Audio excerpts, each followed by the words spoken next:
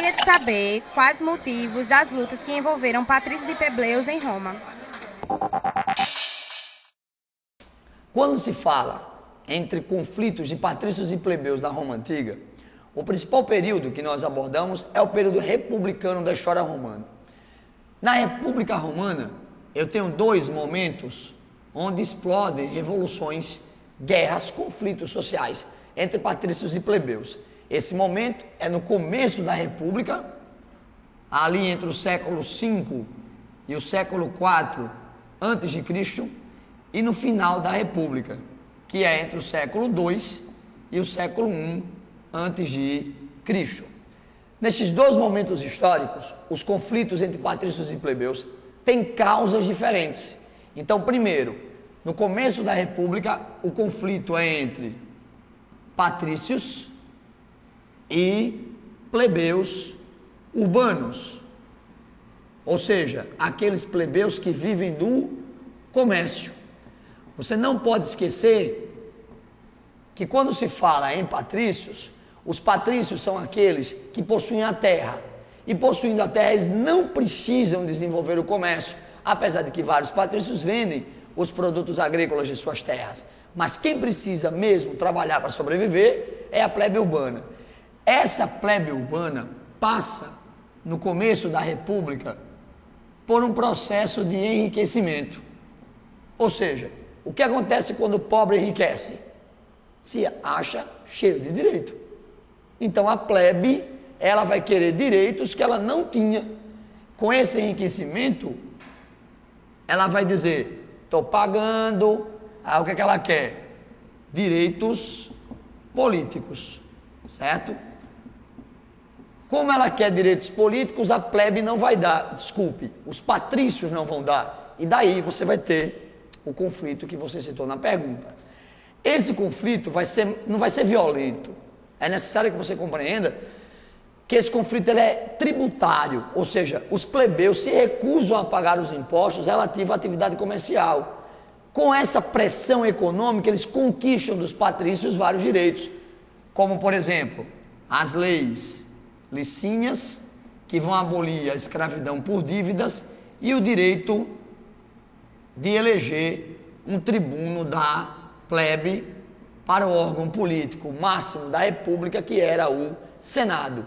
O tribuno da plebe, ele não é um plebeu eleito para o Senado, ele é um patrício que é eleito pela plebe para o Senado, cujo interesse é defender os interesses plebeus.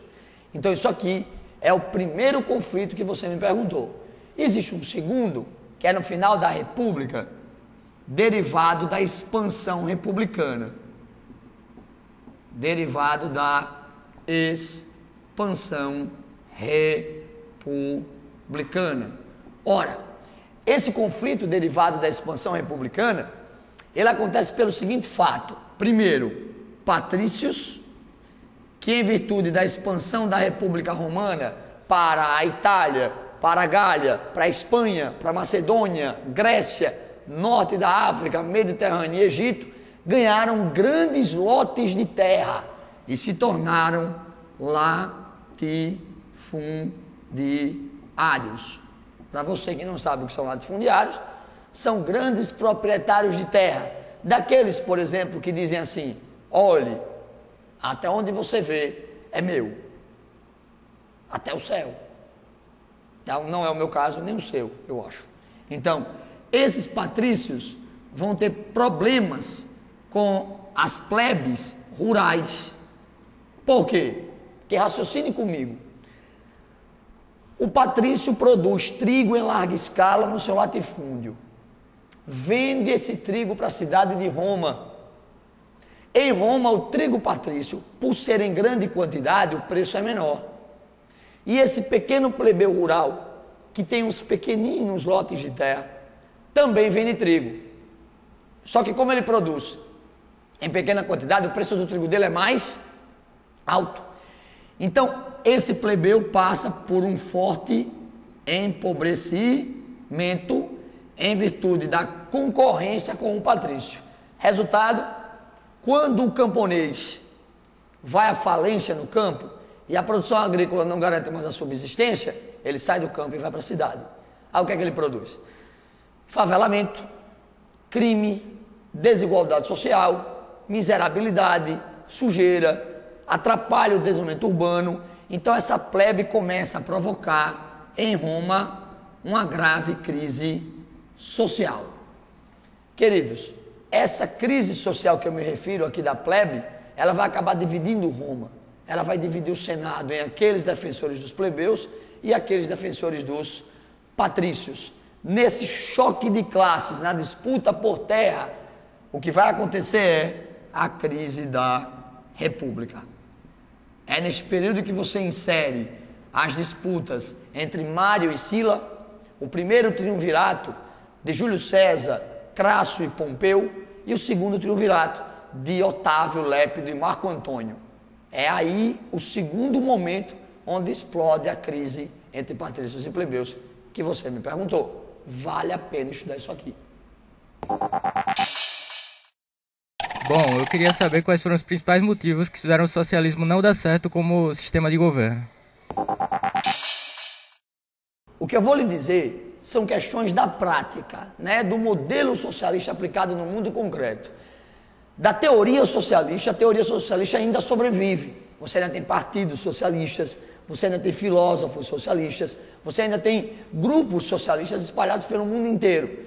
Então, não se pode dizer, por exemplo, que o socialismo em si não deu certo, porque ele ainda é uma ideologia. Inclusive, se você parar para refletir um pouquinho, vai notar que o capitalismo também não deu certo. O capitalismo quebrou em 29, o capitalismo está quebrando agora, o capitalismo quebrou em 88. Então, a grande diferença, pelo menos aparente, entre o capitalismo e o socialismo nesse sentido de sucesso, é que o capitalismo, quando quebra, ele consegue se reconstruir. Em outras bases, em outro modelo, mais acirrado, menos acirrado, mas ele conseguiu. O socialismo ainda não. O que não quer dizer que ele não vá conseguir. Mas, basicamente, você me fez uma pergunta dos motivos políticos pelo qual o socialismo não deu certo. Eu talvez pudesse explicar para você, por exemplo, o sistema ditatorial. Todos os países socialistas,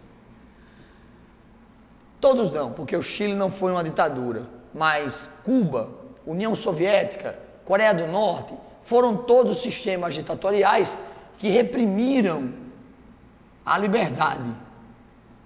E há uma aparência dentro desses sistemas de que os sistemas ditatoriais, eles não conseguem se sustentar historicamente.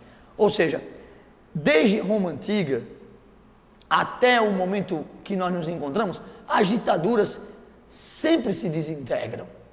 Isso não é uma tese universal. Eu não posso dizer que, historicamente, a humanidade sempre se desintegrará os sistemas ditatoriais. Mas o caso da União Soviética, de Cuba e tudo mais, há uma grande revolta interna e um grande nível de repressão a esse exercício da liberdade e do direito de voto. Além do que, você vai ver que dentro desse socialismo ditatorial, querendo ou não, há um elemento de exploração econômica que é aplicado pela elite política. Se o socialismo pregava o fim das classes sociais, não poderia existir uma classe burocratizada que comandasse as outras camadas, né, já que estão todos iguais. Então essa burocracia explorava economicamente e vivia melhor do que as camadas populares. E isso, aliado à crise econômica que atingiu o mundo socialista na década de 80, acabou levando ao ruimento do sistema. Mas eu volto a dizer, o que não quer afirmar que o socialismo acabou. Pois é, galera, nosso programa está ficando por aqui. Não se esqueça que se você tem alguma dúvida, sugestão ou comentário a fazer, é só enviar um e-mail para fera@maceo40graus.com.br e a nossa equipe vai lhe responder de pronto. Semana que vem tem mais Fera 40 Graus. E não se esqueça, é o melhor link para a universidade. Até lá!